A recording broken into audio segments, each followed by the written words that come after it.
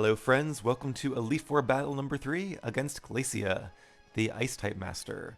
So I realized looking at our team, we actually have 4 weaknesses to Ice.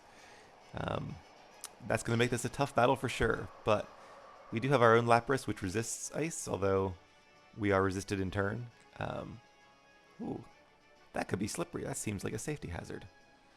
And of course we have Simon, the Sylveon, who is even against it. So I'm going to start with Tempo, our Nidoking, and we'll see how it goes. Welcome, my name is Glacia of the Elite Four. I've traveled from afar to Hoenn so that I may own my Ice-type moves. But all I have seen are challenges by weak trainers and their Pokemon. Ouch. I wonder what you will show me. What a relief it would be if I could for once have a serious battle against an opponent. Alright Glacia, let's have a nice, serious battle. No funny business. The good news is that Ice types have a lot of weaknesses, so we should have that advantage against her as well. And she leads with a Glalie, a pure Ice type. In retrospect, maybe I should have started with like Pokemon that had a move that's good against Glalie, because we have moves that are good against her Water and Ice types, but not her pure Ice types, so we will go with Sludge Wave. We are faster, that's good news. I think Glalie is base speed 80, and Nidoking is like base speed 85 or something like that. And she's going to use Hail, which will do a little bit of damage to all non-Ice types every turn. It also might heal Glalie a little bit each turn due to its Ice Body ability. Or it might have Snow Cloak, which would make its evasiveness higher. Let's hope it doesn't have Snow Cloak. Ice Shard, that is a priority move. It's basically the Ice version of Quick Attack. That's a lot of damage. Critical hit, that's why, okay. Yeah, it's super effective and it gets stabbed, but it's only base power of 40, so I was a little surprised it did so much damage. Okay, a little damage from the Hail, but that's okay. We have 6 Pokemon still, and she has 4. Frostlass is very fast and pretty powerful too. So it is a Ghost and Ice type. And it has the ability Levitate, I'm pretty sure, which means it is resistant to 3 of our moves. I looked up and yes, Ghost does resist poison like I thought. So I guess we have to use Thunderbolt. I could switch, but we'll just stay in. Alright, Blizzard is super effective obviously, and Blizzard will always hit in a hailstorm. Alright, who should I bring in next? Who would be good against a Ghost type? We have Thrasher with Crunch, Simon with Shadow Ball. Let's bring in Simon.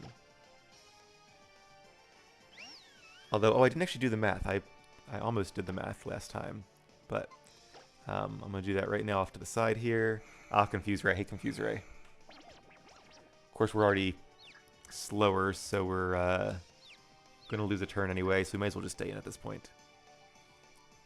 Yeah, actually, oh, okay, so Frostlass does not have Levitate. Why do I think it has maybe it can have Levitate? I don't know. So I actually could have used Earth Power there, but it wouldn't have mattered. We would have fainted anyway. It does have Snow Cloak, which makes it more evasive in a snowstorm. So Moonblast will actually do more damage, funnily enough, so let's go with that. Because 95 base power times 1.2 for our Pixie Plate times 1.5 for Stab is 171 base damage. Whereas Shadow Ball is 80 times 2 for Super Effective is 160. We are getting very bad confusion luck. The good news is the Hail has expired, which means she has to spend a turn getting it going again. Now if she had like a Snover or an Abomasnow, which she might in the rematch, then the Hail I believe is permanent. Actually no, I think they changed that, so it's also for 5 turns. I think in like the early generations it was permanent, but alright, I'm gonna guess she's probably gonna use Confuse Ray again, but nothing I can really do about that. No, a Blizzard. Will Simon hold on? Yes, good job, Simon. And we will retaliate with a Moonblast.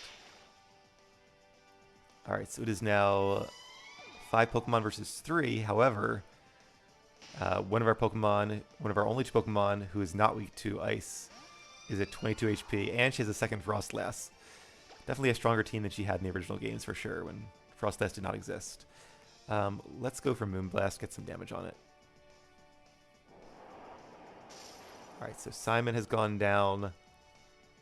So I think I need to bring in Lapras now, because with how fast Frostlass is, And with the Blizzard being fully accurate in the Hail, it would do a lot of damage to any of the other three. So I think Jest, it's all up to you. This is a strong team for sure. Alright, so Surf and Psychic are evenly effective. Ice Beam and Freeze Dry are not very effective, so let's go for Surf. So her ice moves are doubly resisted by Jest, but Shadow Ball will do a decent bit of damage and a critical hit. Oh, and it missed. Okay, so we have gotten some horrible luck in this fight, and really in the whole Elite Four. I guess we had to freeze at the start. That was nice, but these misses and the Confuse Ray hitting ourselves has really set us back some. If we lose this battle, and we very well might, that's going to be why. Okay, we got to crit ourselves, so I appreciate that, and the Hail has stopped. So we'll see if she wants to restart it again or just go for another Shadow Ball. She's just going to go for Shadow Ball. And yeah, if it wasn't for that first crit, I think we would have survived that and probably been able to knock it out. Okay, so which of my Pokemon is fastest? 78, 91, and Clever's at 112. So I'm going to hope that Clever is faster than Frostlass. I really don't know. We are 6 levels lower. But let's see what we can do. Steel Wing is super effective, but I don't want to risk it missing, so... Oh, it can't miss because of our ability, but still I think being a special attacker, Hurricane would probably do more damage. Alright, are we faster? We are! Okay, yes. Good job, Clever. I was really nervous there. I was thinking Frostlass was going to be faster. And if so, it might have been able to, like... Although it didn't have Blizzard, it didn't have Hail up, so that would have been helpful. It might have missed one of its Blizzards. But even so, I'm glad we didn't have to take that chance. And Walrein, her strongest. Okay. So, might as well stay in, and let's go for... Hyper Beam would do more damage, but Hurricane also has the confusion chance, so let's go with that. And we'll see if it knows Ice Beam, if it's going to try to use Blizzard. It's going to use Blizzard, and it's a hit. It's going to be a lot of damage, and yeah, it's okay. You did a good job, Clever. We didn't get the, I think it's a 30% confusion chance there, but we still did a lot of damage to Walrein. Okay, so now it's 2v2 if I'm not mistaken, right? So let's bring in Finnick, I would think, would be the best Pokemon here. Because C-Bomb is super effective, and Walrein, it's actually faster than it looks, but it's not super fast. I want to say it's like base speed of either like 80 or 65 maybe. Okay, we have a couple moves that are super effective, but I think C-Bomb will do the most damage. Ooh, Walrein is faster, but it missed. Okay. That's the benefit of not having Hail up.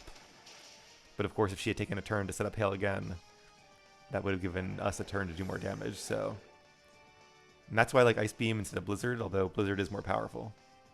And one more Glalie, okay. If we can take this guy out, we should be in good shape. Brick Break is super effective, so let's go with that. Freeze Dry, we know what that does.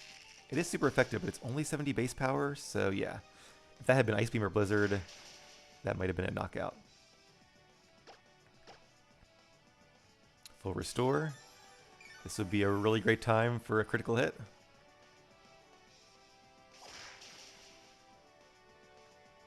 So she doesn't have Celio from last time. She has, I think last time she had like 2 Celio, a Walrein, and 2 Glalie. So she's replaced the 2 Celio with 2 Frostlasses, which is probably makes sense. Alright, another Full Restore, which is just giving us another chance for a critical hit.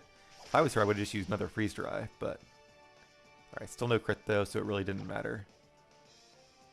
And there's the Freeze Dry. And down goes Finnick. Alright, our last Pokemon. Things are getting really tough now. So we're going to bring in Thrasher. So hopefully we're faster than Glalie, or hopefully... yeah, or hopefully... Thrasher can hold on from a Freeze Dry. Alright, so I'm just thinking a second here. Fire Fang is super effective. So I think it will do more than Dragon Claw will, but it might miss. Yeah, that 5% miss chance, I wouldn't want to lose on that, so... Okay, Glalie is faster, but it wasted its turn using Hail. It might know like Hail and Blizzard, so it's trying to get the accuracy up, but I would have just risked it because if she used Blizzard and hit, that's probably a 70% chance to win the battle here. By using Hail, she guaranteed a loss. So that was close. That was about as close as it gets. Took our entire team there. You and your Pokemon, how hot your spirits burn. You and your Pokemon, how fiercely your spirits burn. My icy moves pale in the face of such all-consuming flames. Advance to the next room. There you will learn how fearsome the Pokemon League can truly be. Alright, so if you guys enjoyed that, please give a like, or if you haven't subscribed yet, consider that, because we definitely like more people to see these battles. I think they're a lot of fun. Alright, so the good news is the next challenger, the next Elite Four member, rather, does not have Pokemon that are super effective against like our entire team. So that's good news. The bad news is he has very strong Pokemon, and they're also higher levels. So this could also be another very, very, very tough fight. I might at some point have to come back and get some more levels before we face the rest of the Pokemon League. But I believe in our team. I think they have a very good chance still. So we are going to do our best and see what happens. Thank you guys very much for watching, and please stay tuned for Elite Four Battle number 4.